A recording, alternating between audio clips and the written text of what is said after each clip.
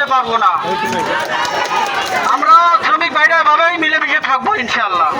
থেকে অলরেডি এখন পর্যন্ত চলমান কিন্তু আন্দোলন বিভিন্ন কেন্দ্র করে দেশ দফা দাবি আমাদের যৌক্তিক হিসেবে মানে নিচ্ছে জেলা প্রশাসক বিভিন্ন ধাপে ধাপে লোক নিচ্ছে। তারপরে কিন্তু আমরা শ্রমিকরা একদিন ডিউটি করছি শনিবার, করার পরে আমরা মানি নাই যে মালিকের মুখ থেকে আমরা শুনতে চাই। তখন মালিক আমাদেরকে বলছে যে ঠিক আছে দাবি মানা হয়েছে। আমরা ডিউটি করছি, ডিউটি করার পর শান্তিপূর্ণভাবে ডিউটি করছি। কয়েকদিন পর 1 সপ্তাহ 5-7 দিন পর হুট করে আমাদের ভাই শুক্রবার আমরা শনিবার আমরা ডিউটিতে ঢুকছি, রবিবারে আবার আন্দোলন হয়েছে, মালিক বানিয়ে নিচ্ছে। এই সপ্তাহটা আমরা ডিউটি করছি। শুক্রবার 11টা-12টার দিক থেকে ভাই নিখোঁজ।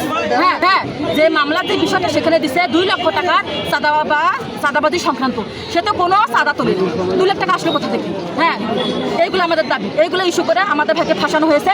আমরা মুক্তি চাই না, আমরা খারিজ চাই একবারে যাকে বলে। আমরা কোনো তারিখ হবে না, শান্তভাবে আন্দোলন করার পরও আমার ছেলে আজ চাঁদাবাজি মামলায় গ্রেপ্তার, তার সঙ্গে নির্দোষ আমার এক মুরব্বী স্বামী গ্রেপ্তার। কেন গ্রেপ্তার হবে? আমার স্বামী একটা সন্তান যখন হারিয়ে যায়, একটা বাবা মার কর্তব্য আইনের আশ্রয় নেওয়া। আমার স্বামীর কি এটা ভুল? আমার স্বামী কেন গ্রেপ্তার হবে? আমার স্বামী হবে নির্দোষ। দোষ নয় আমার ছেলে করেছে, বিনা দোষে আমার ছেলেকে দোষী মনে করেছে। আপনাদের এই ঋণ আমি জীবনও শোধ করতে পারবো না।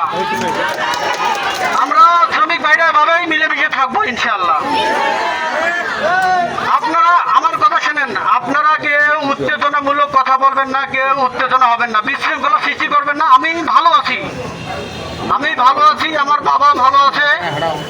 আর প্রশাসন, পুলিশ প্রশাসন, তারপর বিভিন্ন দলের নেতা কর্মীরা, উকিল, আদালত যাই যেমন ভাইয়েরা আছে, সবাই আমাকে পর্যাপ্ত পরিমাণ হেল্প করছে।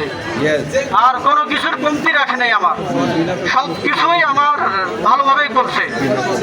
তো ওদের সহযোগিতা আর আপনাদের সহযোগিতা এর জন্যই আমি আজকে বার হয়ে আছি। তো আমার যে মামলা ছিল এটা শেষ করে দিয়েছে, আলোচনা হয়েছে, শেষ করে দিয়েছে। আর শুধু আমারটাই না, এইগুলো বিষয় নেওয়ার কারণ আমি মামলা হবে না। আমাদের যেগুলো দাবি ছিল দাবি ওরা মেনে নিয়েছে। আর যারা আহত আছে, সবচেয়ে দোয়া করবো আমরা আহত ভাইদের, যারা আহত আছে তাদের চিকিৎসার জন্য দেওয়া হয়। আর নিহত হাবিব ভাইয়ের ক্ষতিপূরণ আমরা অবিলম্বে চাই, পরিপূর্ণ।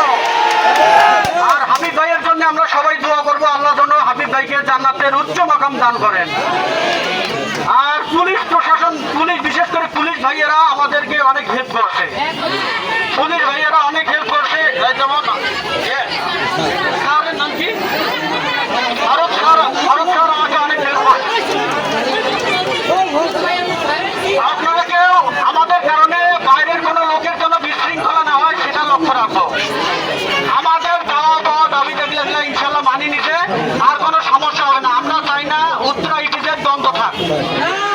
আমাদের যেমন ক্ষতি সেরকম কোম্পানিরও ক্ষতি আছে। আমরা চাই আমাদেরও ক্ষতি না হোক, কোম্পানিরও ক্ষতি না হোক।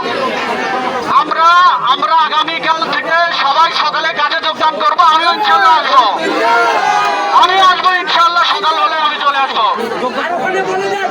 আপনারা কথা দিলেন আগামীকালকে শান্তিপূর্ণভাবে কোম্পানিতে আসবেন।